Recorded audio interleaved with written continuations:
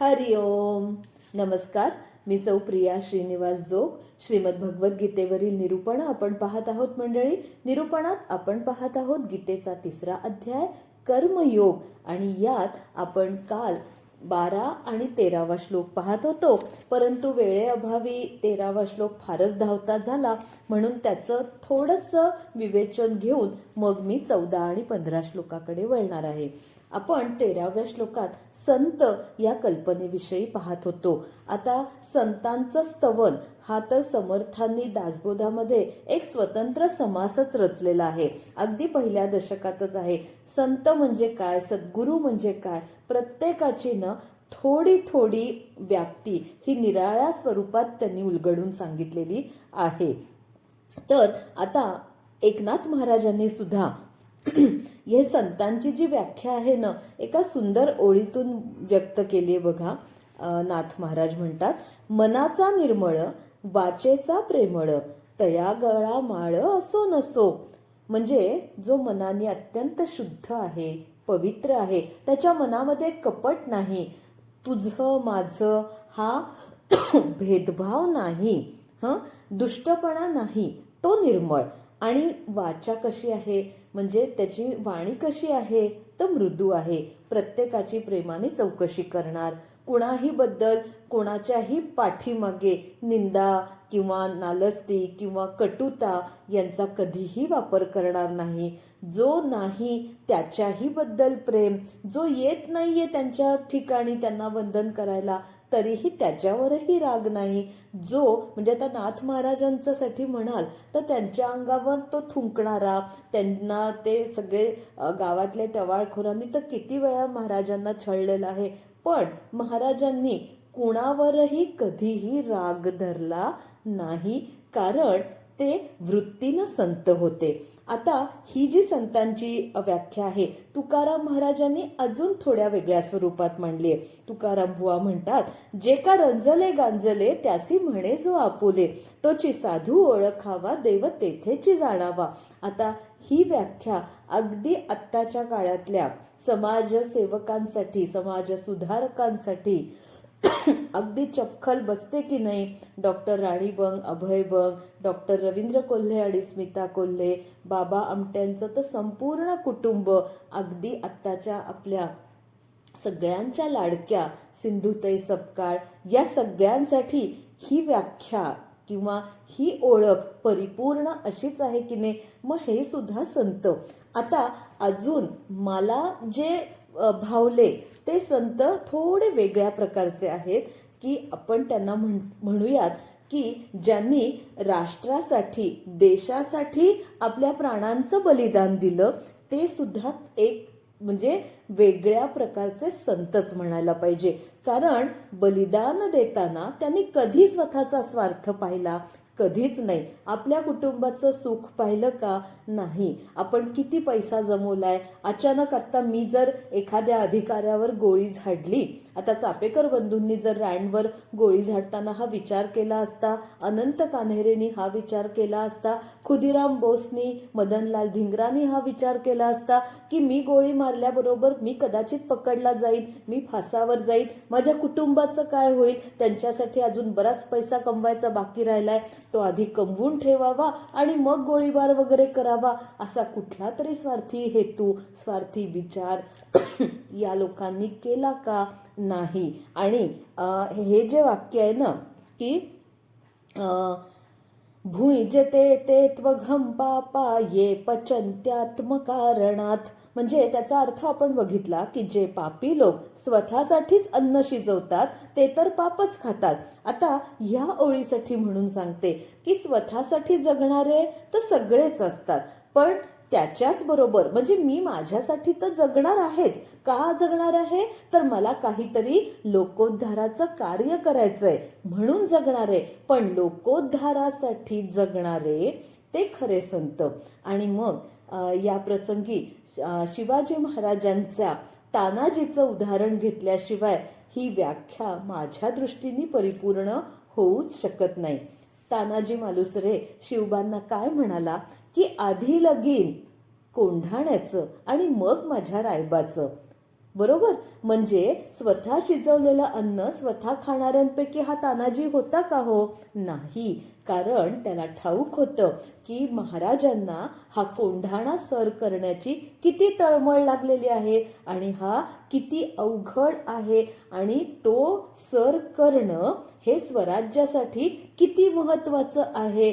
मग ह्या सगळ्या गोष्टी नेमकेपणाने जाणून स्वतःचं वैयक्तिक सुख, वैयक्तिक आनंद, अगदी वैयक्तिक कौटुंबिक जबाबदारी सुद्धा थोड्या वेळासाठी बाजूला अगदी निग्रहाने निक्षून प्रचंड मनोधैर्य गोळा करून हे सगळं बाजूला करून हा तानाजी कोंढाणा सर करण्यासाठी निघाला.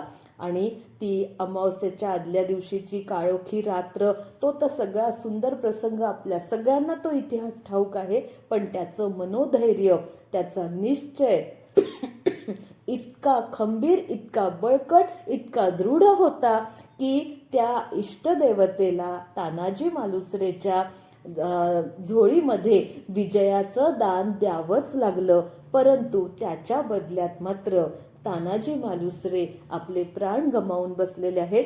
शिवबांना या सगळ्या गोष्टीचं म्हणजे एका डोळ्यात हसू आणि एका डोळ्यात असू अशा प्रचंड द्विधा परिस्थितीला शिवबा सामोरे गेलेले आहेत.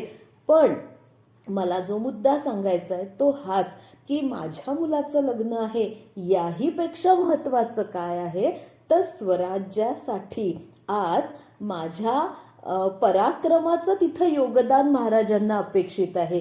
ही महाराजांच्या मनातली कळकळ, तळमळ किंवा महाराजांची अपेक्षा नेमकेपणाने ओळखून पावलं उचलणारा तानाजी म्हणूनच आपल्या स्वराज्यामध्ये, त्या इतिहासामध्ये अजरामर झाला. हे खरे संत. आणि संतांची व्याख्येची व्याप्ती ही अशी, जेवढ्या प्रकारे आपण उलगडू तेवढ्या प्रकारे खूप सुंदर उलगडत जाते. आता आपण 14व्या श्लोकाकडे वळूयात. श्लोक असा आहे: अन्नाद् भवन्ति भूतानि पर्जन्यादन्न संभवः यज्ञाद् भवति पर्जन्यो यज्ञः कर्म समुद्भवः. विनोबाजी म्हणतात, अन्नापासून ही भूते पर्जन्यातून अन्नते यज्ञे पर्जन्य तो होय यज्ञ कर्मामुळे घडे. 15वा श्लोकही जोडीने पाहूयात कारण या दोन्ही श्लोकांचा अर्थ एकत्रच अपेक्षित आहे. 15वा श्लोक असा आहे: कर्म ब्रह्मोद्भवं विद्धि ब्रह्माक्षर समुद्भवं तस्मात् सर्वगतं ब्रह्म नित्यं यज्ञे प्रतिष्ठितम्. विनोबाजी म्हणतात, प्रकृतीपासूनी कर्म ब्रह्मी प्रकृती राहिली ऐसे व्यापक ते ब्रह्म यज्ञात भरले सदा. आता दोन्ही श्लोकांचा एकत्रित अर्थ आपण जाणून घेऊयात. अन्नापासून प्राणी उत्पन्न होतात, पावसापासून अन्नाची उत्पत्ती होते, यज्ञापासून पाऊस निर्माण होतो, तो यज्ञ विहित कर्मांपासून उत्पन्न होतो आणि हे कर्म जे आहे ते ब्रह्मापासून म्हणजे इथं वेदांपासून उत्पन्न झालेलं आहे आणि वेद हे अविनाशी परमेश्वरापासून उत्पन्न झालेत असं तू जाण. म्हणून सर्वव्यापी आणि अक्षर असा परमात्मा नेहमीच यज्ञामध्ये प्रतिष्ठित आहे. जणू काही भगवंतांनी हा कर्मचक्राचा एक आलेखच संपूर्णपणे या श्लोकातून अर्जुनासमोर स्पष्ट केलेला आहे. आता बघा मंडळी, कोणतंही चाक पाहिलं की त्याला 3 गोष्टी असतात, हो की नाही? एक म्हणजे मधला गोलाकारचा जो घट्ट भाग असतो गड्डा तो, दुसरा परीघ चाकाचा आणि तिसरे म्हणजे त्याचे आरे. तर या असं जे असते रचना त्याला आपण चाक म्हणतो. आता हे जे कर्मचक्र आहे की नाही, फार सुंदर कल्पना आहे ही, की त्याला 6 आरे आहेत, त्यातले 3 खालचे आणि 3 वरचे. आता भगवंतांनी वर्णन केलंय तर त्याच्यामध्ये 3 आरे हे खालचे, तर ते जे आहेत तर ते आपल्या जीवनात भौतिक प्रगती करतात आणि जे वरचे आरे आहेत ते आपल्या जीवनाची म्हणजे आध्यात्मिक शांती, भगवंताची अनुभूती, म्हणजे थोडक्यात आपण म्हणूयात की आध्यात्मिक जीवन सुधारण्यासाठी ते महत्वाचे आहे. आता अन्नात भवन्ति भूतानी हा पहिला आरा झाला. अन्नापासून प्राणी उत्पन्न होतो.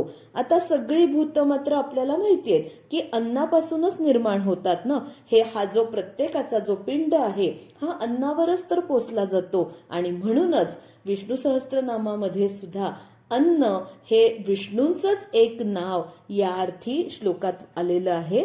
मग हे अन्न हे श्रेष्ठ इतकं आहे म्हणून तर आपण मागच्या श्लोकात जे अन्नदानाचं महत्व पाहिलं किंवा भगवंतांनी ती जी त्या ओळीचा जो अर्थ बघितला की जे लोक केवळ आपल्यासाठीच अन्न शिजवतात तर आणि दुसऱ्यांना त्यातला घासही देत नाही ते पापी. म्हणजे अन्नाची संकल्पना इतकी सर्वंकष आहे आणि आपल्याला ठाऊक आहे की आपल्या मनावर आपल्या देहावर जे संस्कार होतात तर त्यातला एक महत्वाचा भाग म्हणजे हे अन्न असतं. आपण म्हणतो ना की जसं अन्न खातो ना तसे आपल्यावर संस्कार होतात. आता याविषयी आपण नंतरच्या अध्यायांमध्ये खूप सुंदर प्रकारे जाणून घेणारच आहोत की सत्व रज तम गुणी अन्न तर त्याचे प्रकार काय असतात, ते खाल्ल्याने काय काय आपल्यावर म्हणजे त्याचे संस्कार होत असतात. आता याच्या संदर्भात एक छोटीशी कथा मला सांगायला आवडेल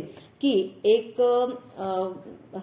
ब्राह्मण असतो तर त्याला एकदा गावातला जमीनदार म्हणतो की माझ्या घरी पूजा करायची आहे तर तुम्ही अवश्य यावं. आता तो जमीनदारच तर थोडासा का होईना पण त्यातनी जो जमवलेला पैसा आहे तर तो वाममार्गाने निश्चितच म्हणजे दीन दुबळ्यांच्या जमिनी हडप करायच्या, त्यांना कर्जाचा तगादा लावायचा वगैरे हे सगळं सरसकट जमीनदार जे काही करत असतील किंवा होते त्याच्यातलाच तोही एक जमीनदार.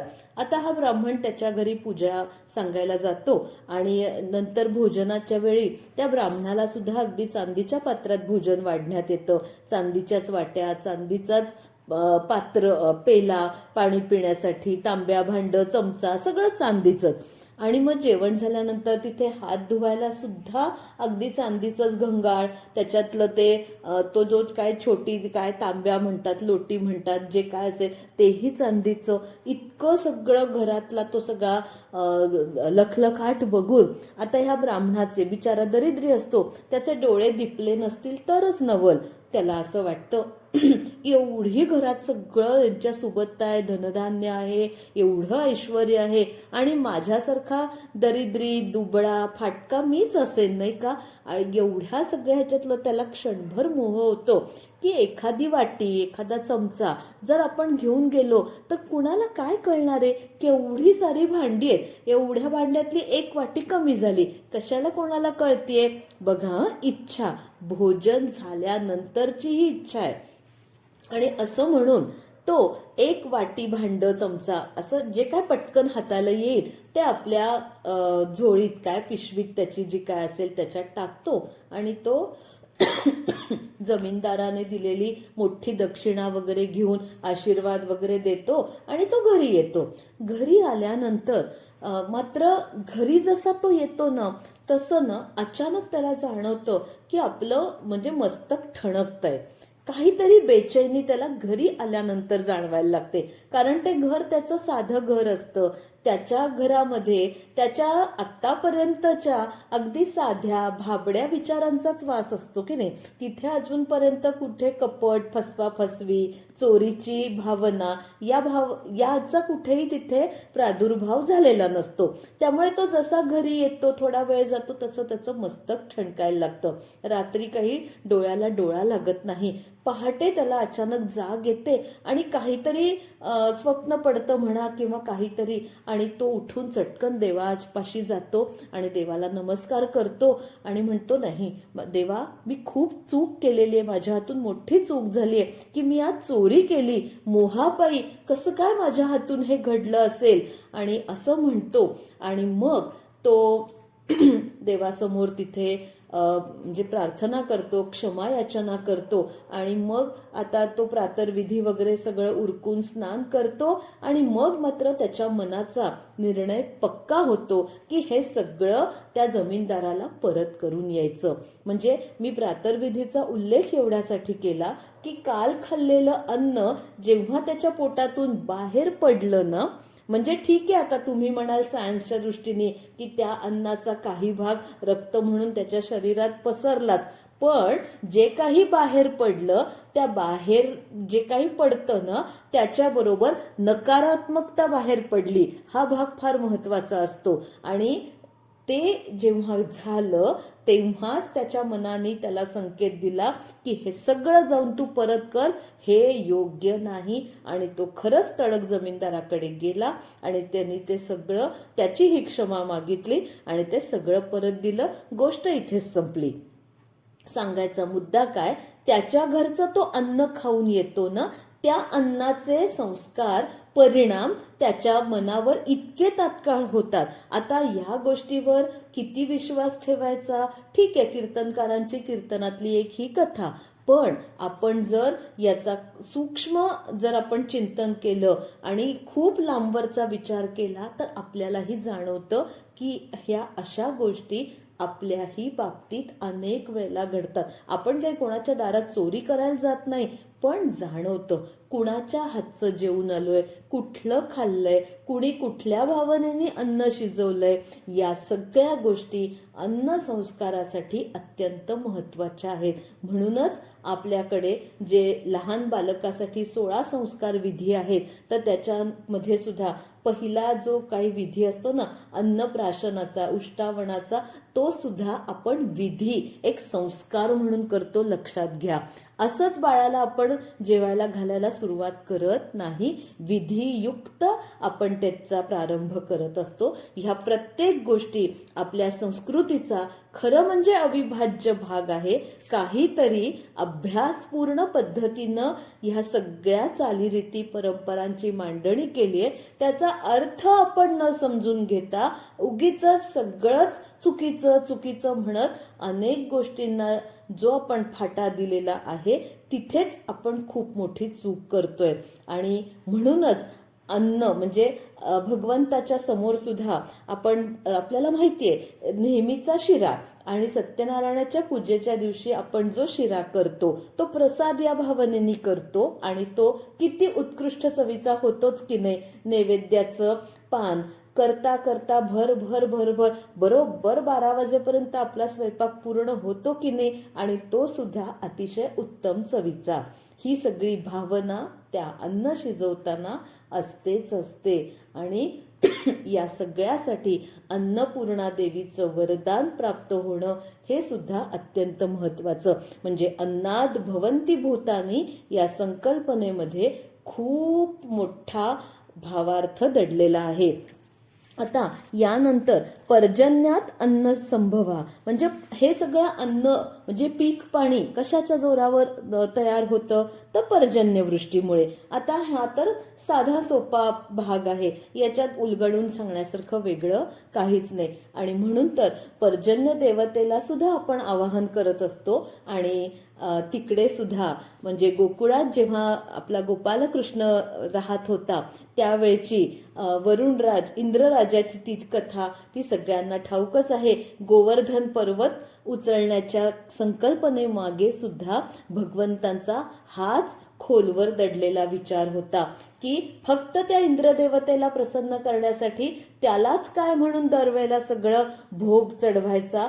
वास्तविक पाहता हा गोवर्धन पर्वत हा सगळा वृक्षराजीनी समृद्ध असतो, संपन्न होतो आणि म्हणून त्याच्यावर गाई गुरं चरतात, ती धष्टपुष्ट होतात आणि मग पुढे हे सगळं गोकुळ वैभवात नांदत असतं. म्हणून ह्या गोवर्धन पर्वताची पूजा करणं हे जास्त महत्वाचं आहे.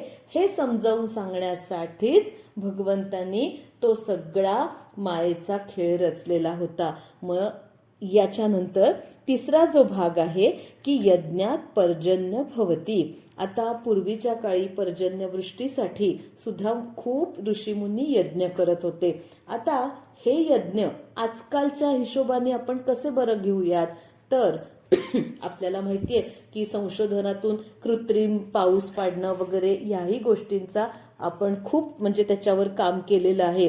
पण आपल्यासाठी काय महत्वाचं आहे